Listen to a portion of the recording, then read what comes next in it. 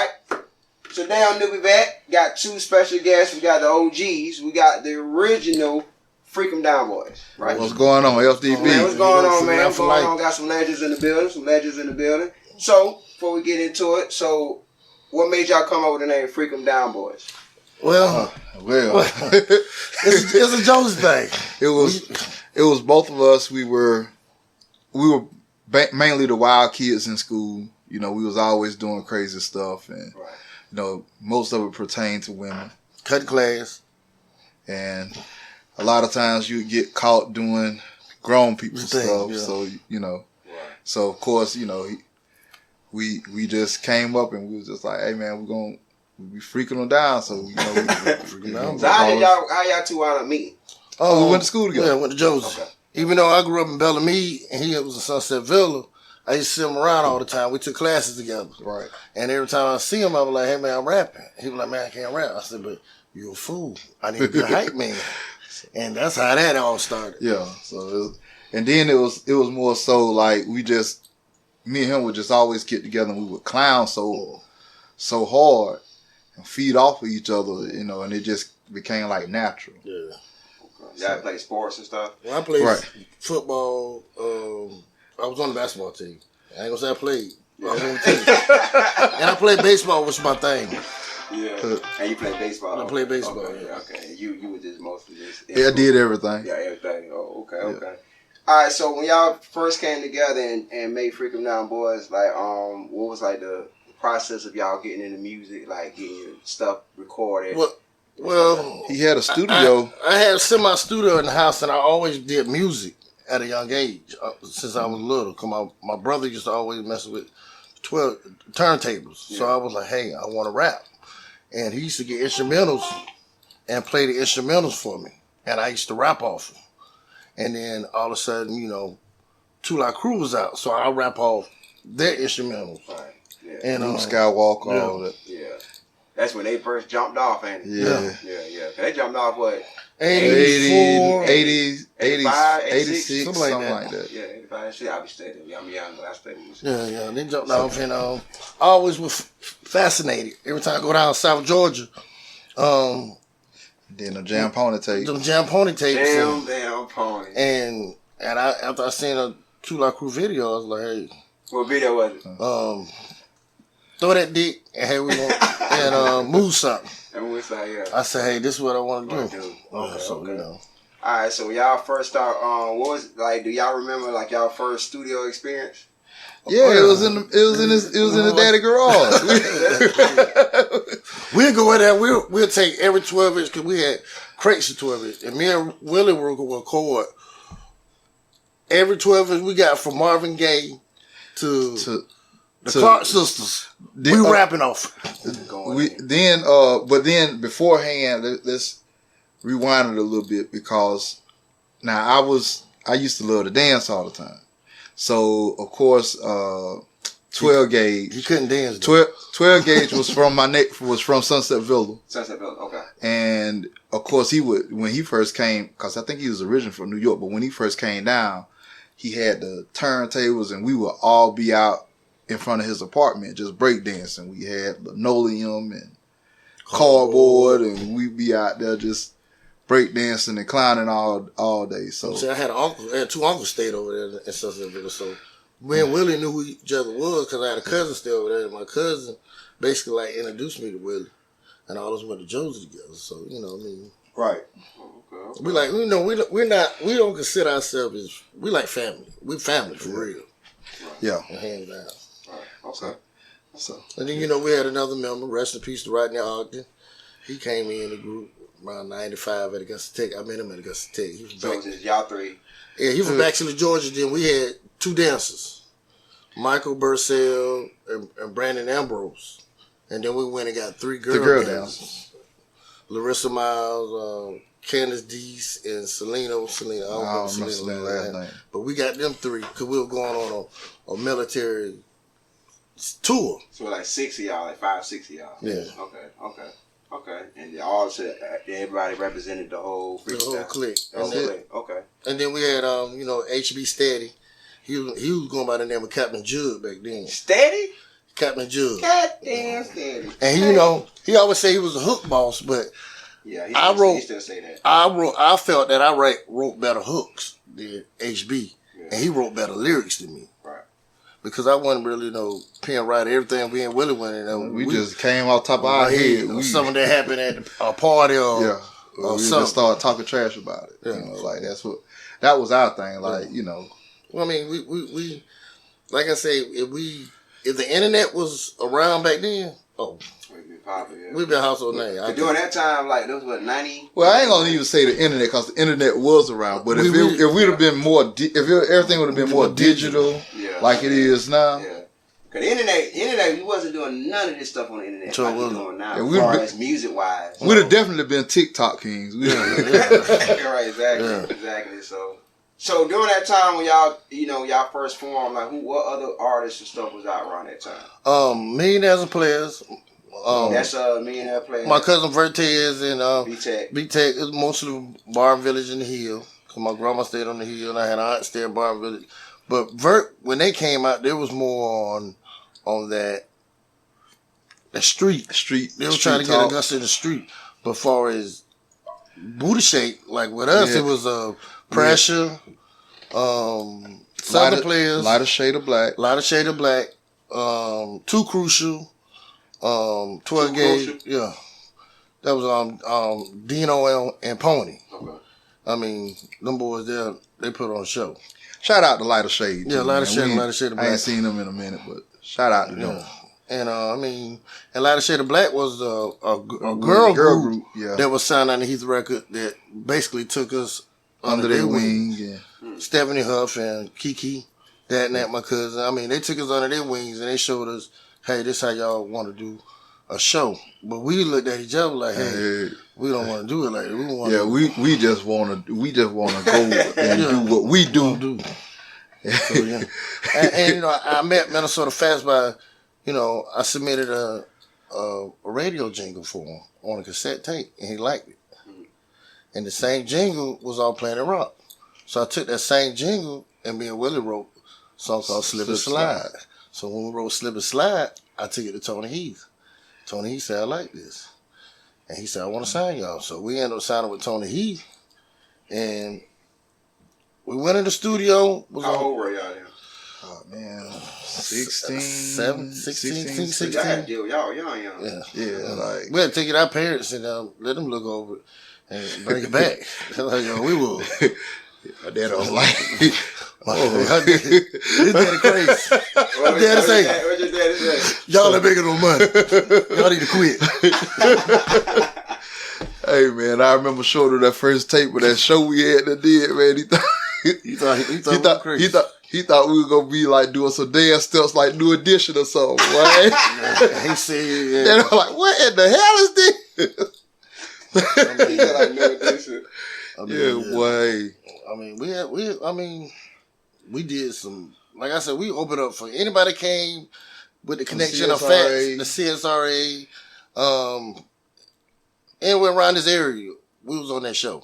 Yeah, it's because I was listening to the people that you say that was out. That's a pretty good class of artists around that time, because a lot of them was a lot of successful artists out of that class that y'all just said. Yeah. I mean, we was like the little bros. So my thing is, we'll go to them and like, hey, can we get 5 minutes, 10 minutes, just open up for y'all? And they would let us do it. Let us come up and rock. So y'all ever seen James Brown when he was alive? Oh yeah, of course. James Brown. We rode a limo with James Brown. And then of course, like James Brown and my family are like connected. So like James Brown literally stayed down the street from my aunt. So yeah, I mean, so it would be nothing for us to pull up at 4th of July and James Brown sitting out at my auntie barbecue pit. Rest in peace to the Godfather. I mean, we met James Brown. Then we see Derek Monk did our first single, Booty Bounce. I know Derek Monk. And he was already signed to James. And Derek was like, hey, I like the way y'all deliver these lyrics on here. Because we were clean. Right. Even though our show was nasty, our raps were clean. Right. So, you know. And then we transformed. Yeah, we got grown. I mean, we did a show one time in Swainsboro, Georgia. And the police like, hey, I think I drunk maybe like 4 bottles of Boom for him by myself, and I was cussing the police out. He told him, Like, get him in the car before I take a jail. So you better put him in that little truck. Put him in. So I mean, I was more like the Uncle Luke. I was wild, and Willie was more like I had the sense. He was like Mace. He was more like Mace. Calm. Calm. Yeah, like calm one too. Calm, laid back flow. Until he seen the women. Did he? He did his thing. He was wild then. Wild. He was Rick James then, without the drugs. Okay, cool. So, what was one of y'all wildest shows? Probably hold on. Trick Daddy? Nah, I think the wildest show we probably ever did was Columbia. What about the one where the chick pulled me off stage? Oh, Aiken July Festival probably was. It was one of the wild ones. Yeah, I mean, because they told us off the rip when we were coming. They were like, "Hey, they've been requesting for y'all. Don't go to the edge of that stage. Stay back." But you know, the hard-head one. And when she grabbed him, it was Christmas time for him. She grabbed him right in the crotch. You grabbed him like this. Hand on the crotch. Oh no, she grabbed the guy. The man. She gave him about an extra 2 inches. We shout out to her. Shout out to her. She gave him about an extra 2 inches. Hey. I mean, that was a wild one in that Columbia show. Show, we did a show in Columbia, and the owner of the club came and told Tony Heath and him, he said, "Hey, Uncle Luke came out here last week." And he wasn't nearly as nasty as what y'all. Y'all so vulgar. Yeah. I mean, our show, like I said, we tried to put on a show. And it was a marriage between a rap concert and a male review. Yeah. Oh, so yeah. Oh, wow. I felt that we had, some of the best dancers at Augusta, and I also felt that, we had a lot of cats that weren't Freakum Down Boys that was Freakum Down Boys. Right. Cause like me, I got my motivation to start the Freakum Down Boys off a local artist named KT Smooth, named KT Ashley, and I seen the way he had a whole album, and he had some dancers. Leon 69 and LeMaine, and LeMaine was a little older, but LeMaine was smooth with his moves. So I was like, hey, that's what I want to do. All and KT, where his delivery was, I was like, hey. So what we used to do, if I'm on a show and KT went on the show, we put KT on the show. We joined together, call ourselves the Freak Squad. So I mean, them boys there, I mean, we basically did everything together. Right. Yeah. So, who was the first one to take off from Augusta during that time when y'all was out? It had Probably to be 12 gauge. It was either 12 gauge or Deuce. 12 gauge and Deuce, they both took off shortly, right behind each other. So right behind each other. And then it was Top Secret. And I think it was Southern Players. Southern Players was before Top Secret. And then it was Top Secret. What song Top Secret had? They had a song called Lap Dance. Oh, yeah. You probably remember the slow version. The slow version. More so than you do the fast version. Yeah. Okay, and they took off on the slow dance. Oh, they took off on the lap dance song. Yes, sir. Okay. That was actually on that Pretty Woman soundtrack. Was it strip tease soundtrack though? No, Pretty Woman. Oh, one of them. With Julia Roberts. Yeah. Oh. I mean, them boys there, and I mean, see, with them boys, they had in-house producers. I mean, BJ, he had the SB1200, he make them beats. And Yes Man, he was the same way. Yeah. Cause we went to both of their studios. I was saying, well, who did y'all production? Derek Monk did one, then we had a dude named AB. AB, yeah, I was just going to say. AB, Jelly and a Biscuit. Yeah. Shout out to AB. And we went to AB house probably like every 9 o'clock that every morning. day. And we leave it in. We recorded so many songs, but it was just like, but it was more. We were just hanging out, man. We wasn't really. We weren't taking it serious. Right. Like we were just hanging out, and then, we might get a beat. Back then we had pages, so we might get an old beat. We going party. Oh, well, we got something to do this weekend. Let's go turn up. Right. So, I mean. That's what we did. Yeah, right. And so, because I was saying so basically when y'all said, What was y'all mind state at that time when y'all was seeing like people that y'all was doing music with take like just going places with it, and it's like it seemed like y'all wasn't going anywhere at them, you know? Like, I don't even know if we looked at it like we wasn't going nowhere. We just happy that somebody from Augusta that doing their thing, and we knew that when they come at Augusta, we were gonna open it up for them. We're gonna be doing that thing too. I mean, we really didn't. So y'all was good, y'all like I mean, we ain't never been no jealous player hater type cats. We just and at the time I was in school. My dad made me go to school for air conditioning refrigeration. So my thing is, and I don't think either one of us really just thought like we were going. You know, we was just kind of like, it was like we just did the shit like to have a good time. Have a good time. It just, you know, it actually like it started going good though when y'all started doing it. So we would have been more business intended for as far as the music industry, and we probably would have done things a lot different. But you know, I mean, we was younger, and we just, you know, our parents basically told us go out there and enjoy yourself. When y'all get tired, then y'all would find y'all career and y'all would do what y'all supposed to do. So in the benefit, during the time when at the height, what was y'all height when it comes to y'all music? What was y'all height, and then when did it start declining? When you were like, okay, you went to the Navy and you went to college, like, but before then, like at your highest point, what was your highest point, and then when was the time where you seen the down coming down? Our highest point I feel was when we signed with Tony Heath and we started traveling around the southeast. Right. And our lowest point I feel was when Heath Records started going through financial hardship. So, you know, my thing is we went to Heath and we were like, hey, we want out our contract because we know what's going on. And we want to keep the name Frequent Album, which we had Poor Man copyrighted that anyway before we even started doing anything. Right. And once that started trembling down, I still was doing jingles. That's when Fats had transferred from. We went from Foxy to Power. Started doing jingles for Power. Yeah. And I hooked up with a guy named Thomas James. And Thomas James, he was a good producer. And me and him did a song called Hey Little Buddy and a couple other songs. And then I hooked up with a guy named Tori Bird. And Tori Bird played live guitar instruments. Mm-hmm. And Tori, he bought that live sound. Yeah. And I changed my style into more of lyrical.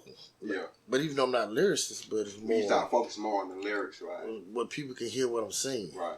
And then after that, I was like, or just talking with more content. More content. Yeah. I mean, because Willie, he left the group like Bob Brown. I'll tell you. Why you say that? Hey, he went on. Well, so man, we had a couple shows coming up. Willie came to probably one show and then he disappeared. Why he disappeared? So basically, I had, of course, I was at that time. I was dibbling dabbling in and out of the street. Got into a little trouble. I wound up going into the military or whatnot. It's like one day it was like on a Thursday before the Super Bowl. I got went to the Navy recruiting office. I took my test and all this, that, and the third. The guy was like, "Yeah, man, you can leave Monday." That fast. That fast. And so, you went back and told the rest of the group and how they took it. I mean, everybody was, hey man, you got to do what you got to do. So it wasn't any. You hurting the group or nothing. Yeah, like it was like because he knew he freaking out more for life. You know what I'm saying. But anytime I would come home and hey man, what y'all got going on? I think he did maybe 1 or 2 shows with us when he came home from the military. Yeah. It was just at that time, and then I mean, because when he left, you had to take up most of the load. Right? Well, no, Rodney took more of the I guess the hype part and all that stuff. Then Mike, I tried to get Mike rapping. Mike, matter of fact, Mike was at the point he could hype a crowd up and dance at the same time. Oh, okay. He was just that good at dance. And that's the other guy, Michael Burcell. Yeah, yeah. I mean, he could. So when he was in the Navy, it was you and 2 other. It was me, Brandon Ambrose, Michael Brissell, and Rodney Ogden. Right. Okay. So okay. And then my son, he was little. He came. He probably about 2 or 3. He used to call himself Freaking Down Boy. So we used to take him. Yeah, we used to take him and put him on stage. I used to give him a mic because I always say, "Hey, I'm not really a rapper, but I know this boy here can really blow things up." And then he was rapping. Then he had a minor setback with Richmond County, which we all have minor setbacks with Richmond County. Yeah. And but his lyrical flow and his style, him and his partner Sean, they call themselves Good Life Crew. I mean, their style is so unique, and their lyrics is very smooth. So I mean, like I told her, hey, y'all the next generation Freaking Down Boy. But I think my twins, I got twin boys that's 9, and I think cause I show them old Freaking Down Boy video, and I watch how they cling to that. That's what you need. You ain't bring them no footage, man. So you ain't bring them no footage, man. Should have had them some footage. But you look how long ago that was. I know, man. It was on VHS. Old VHS back then. I'm telling you. So you say, and y'all was the first group to get the interviews with Minnesota Facts. Right? No, we probably was the first one to do a jingle. The jingle, man. Yeah, the jingle with Minnesota Facts. With Minnesota Facts, Cal Red, Mighty Peanut. Mighty Peanut. It was all them, because they was going on by, I think Facts was going by 6. And then I started doing Facts, America's Hardest Morning Wake Up Show with Facts Show on your radio. Dropping Power Jams, Power Hit is the only wake up show that I get with. I did that. And after I did that, then I did one for Minister Eddie Harris, gospel. Yeah. And that gospel was the hardest one because I was like, hey. Yeah, because you going from Freaking Down to now you got to do something for the Lord. So my thing, I had to go in the Bible and start reading. So I started reading the Bible. Then I started reading the Bible. So how you wind up getting that? Minister Eddie Harris approached me and said, I need you to do a jingle. And I was like, You heard any of your music? Well, he heard me from doing jingles for Facts. Oh, but he ain't hear the Freakum Down. Oh, he didn't see the Freakum Down Boys. Oh, okay. Oh. So, like he always say, only God can judge you, and, just do music. And we did a jingle for him. Like a couple years ago, actually, we do another one. I was like, I don't know if I can do no more gospel jingles. So was it tough? It was tough. That was tough. Yeah. Okay. All right, so, and how long you was in the Navy? 8.5 years. You enjoyed it? Loved it. I know a lot of people say they love it in the Navy. Like, so you was in the submarines and all that, or you just on I did carriers, destroyers, frigates, pretty much. I didn't do any subs. You did subs, okay. You didn't want to get no subs. No, actually, I probably didn't stay long enough to do a sub. Now they got to be gone like a few months or something, underwater or something like that. So on a deployment, it's 6 months. 6 months deployed. Whether you submarine, no matter what ship you're on, if you're deployed out to sea, it's a 6-month tour. But you're never just strictly on water for 6 months. You might go out for a week and then you pull into a port for a week. I got you. So how did you wind up adjusting to the Navy? Like, just leaving from Augusta. Have you been anywhere outside Augusta before you got to the Navy? Of course, I was in the streets, so I was always You went to Joe's. ripping and running here and there, right. hanging out. Right. So it's just like anything else, man. Adapt. You can adapt to anything. Yeah. But just how was it like seeing the world like just outside? Oh, it definitely broadened my horizon. Right. It's just like I tell anybody. Once you get outside of your 4 walls, it's so much more out there for you to be able to experience. So it was one of the best experiences I've ever had. That's true.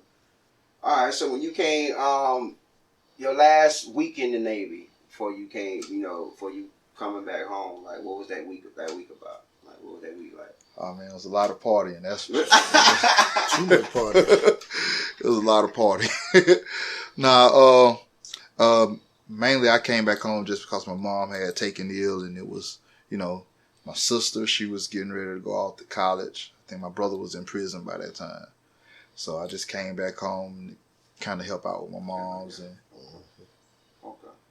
And so y'all, and when you came back, did y'all ever decide, or y'all talked about, doing a reunion, freaking down? Every year we talk about doing a reunion. Doing a cookout. We said we're gonna do a reunion.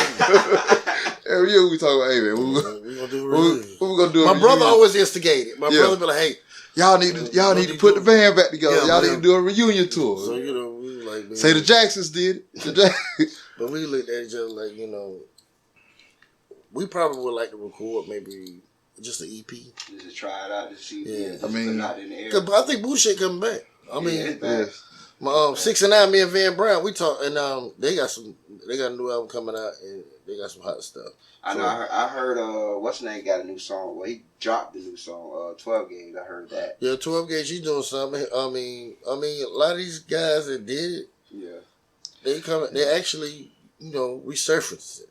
I mean, because our era, our era was, we were like 93, 94. So just imagine if we had what we had going on now back then. Right. So I mean, because it was a lot of people are saying it was a lot harder back then. To get your stuff heard. It was a lot harder back then. Right, like now you ain't got to. You ain't got to go put it online. All you got to do is get your SoundCloud account. Yeah. Drop. So just y'all getting older is like, I know it makes y'all be like what was y'all thought process like when you just start seeing the technology, you start seeing these artists and just people coming up and how easy they have it compared to where it was back in the day. I look at it like, hey, what's meant for you is what is meant for you. We started it, so I mean, we wanted the starters of Augusta rap, and I look at a lot of these cats that's rapping nowadays. I support every rapper come out of Augusta because you never know who gonna blow. Yeah. CSRA period. So I mean, I salute everybody that's doing it and sticking with it. Right. And another thing I was telling him the last time, like we was chit chatting, like, hey man, I'm so glad a lot of this damn Instagram and shit went out back then. Oh yeah. There's been so many broken up relationships and all types of shit. My thing is, we did it for fun. Yeah. I mean, we did everything we did for fun. It was a party with us. Right. I mean, we went on the road. Heath Records dressed everybody. And we ain't see no money. So y'all ain't see no, so how long you was signed with Heath? 3 years? 3 years. We signed a 3-year deal. 3-year deal. 3-year deal. And it was no money and all that. So he hit you with the TLC, did it? Nah. It was more promotional too. Right. And what I'll say is, like, that wasn't our business. Like, we were not business minded, and from a monetary standpoint. Y'all were looking at it like this. Like, man, we just want to have a good time. Hey, man, make sure you got us that Boone's Farm some chicken wings. You know, like, but the funny thing about it, we'll go out of town on our own, right? And we'll tell the promoter, get us a case of Boone Farm, and we need chicken wings, and we need you to pay for us at least 3 hotel rooms, because we're going to mess the rooms up. And we did. There's plenty of rooms there. Every show there's one. Man. We were known for Mike Hotel didn't want to see us too. No, they didn't. No. Motel 6 didn't either. They turned lights out. We come. So y'all ever got banned from Motel? Nah, I don't think we ever got banned. No parties, not no. I think Heath Records got probably fined for a couple of hotels. Damages and stuff. Yeah, no, we ain't never used to damage them, but we would like leave a fucking mess. Yeah. I think it was that one time that we did have a damn headboard came detached from the wall. Yeah. That was Jacksonville, Florida. We did a show in Jacksonville, Florida, and that's when me and Willie looked at each other like, I can't believe we seen girls jumping over a fence with barbed wire on the top of it. Wait, what? Barbed wire. Like razor sharp? No, man, not like, it was like. It was barbed wire. It wasn't barbed wire, but you know how you, like, so the stage was behind. No, I'm talking about at the hotel. You remember they were jumping that gate? And Tony, he was like, y'all got girls jumping the gate to try to get to y'all. And I mean, it was like a little barbed wire because it was on a military base. Oh, okay. And that was Jacksonville? No, Jacksonville. Dang, was it Edward Waters' homecoming? I think it was Edward Waters' homecoming. Yeah. Edward Waters' homecoming. Yeah. Yeah. So I mean. So back in them days, going back to the days when the booty shaker era, like what did y'all meet some of the artists that was popping out during that time, like 69? Oh yeah, of course. We met 69 Boyz. Trick Daddy Trina. Flat Pack, Southern Players. You know, all these guys from Augusta, kind of. Rex in Effect. Rex in Effect. No. The guy from Florida that had the song Poison Ivy. Young and the Restless. Young and the Restless. I mean, we did more shows with DJ Kizzy Rock. It seemed like anybody. Kilo. Who's Kizzy Rock? Oh, he had the song called "Do You Like the Way We Shake It, Shorty?" Yeah, Shorty. Yeah. Oh yeah, okay. Yeah, I mean, he put us on a lot of game. I mean, DJ Smurf. We did anybody that was popping around that era. We actually rubbed shoulders. We ran into him. Yeah. And so so you went into the Navy 99, 98. So that during that time, so DJ Taz, you know DJ Taz. DJ Taz, yeah. We did. Matter of fact, we did one show with Taz. I think that was the last show Willie had did. Yeah, with DJ Taz. We did that at Augusta State Complex. That's right. Yeah, that song. That's right. Everybody. Yeah, he remember that. See. Yeah. So y'all been doing it for. Yeah, I mean, like he said, we did a show with Ludacris when he was Chris Lover. Chris Lover. Dang, man. I mean, so he was real young too, wasn't he? Yeah, Fat Rabbit, Mr. Fat Rabbit. Yeah, he was young. Okay. I mean, what we used to do, like we know with Smith Hazel Rec, we used to do a lot of shows over there. They had a July Festival. Me and Willie will go over there a week ahead of time and help out in the community center.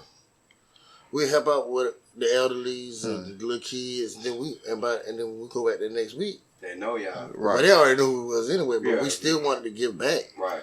Even though we weren't making no money, but we felt that everybody knew us. Yeah, we just, like I said, we did everything. Back then, it wasn't as financial, monetarily wise driven as it is now. We were still living with mom and daddy. That's what it was. We was young. Yeah. But y'all basically living out your fantasy, doing music. Yeah, just having a good time. That's it. Yeah. But I know if you can go back in time now, you'll make sure you get paid. Right? Oh yeah. We did a lot of things different. A lot of things different, man. Yeah, so what are 3 things you would have done different? If you could tell your younger self now. I would have first took it more serious. Right. Secondly, I would have copyright more instead of poor man copyright. Right. Why? Because have any of y'all music got stolen or anything like that? We done heard some lyrics get stolen. Yeah.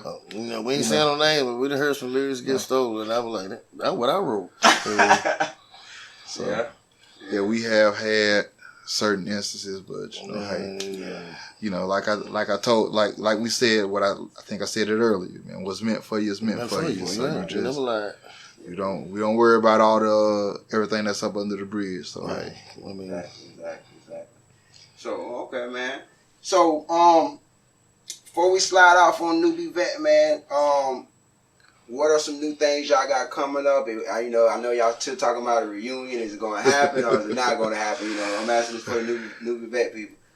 We right now me and him talking about doing a song. EP or song. We'll start with a song and then because we got a lot of songs that we recorded back then, but times have changed, so the lyrics have changed. Yeah. That the hooks.